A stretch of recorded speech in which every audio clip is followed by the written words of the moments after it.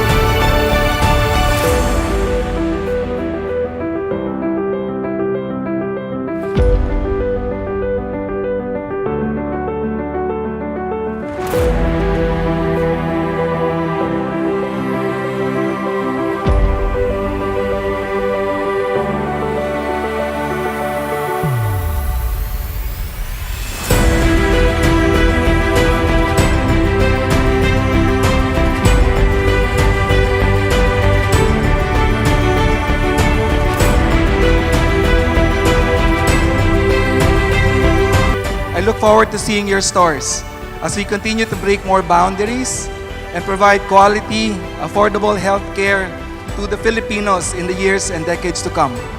Sa muli, maraming salamat sa pagdalo ninyo.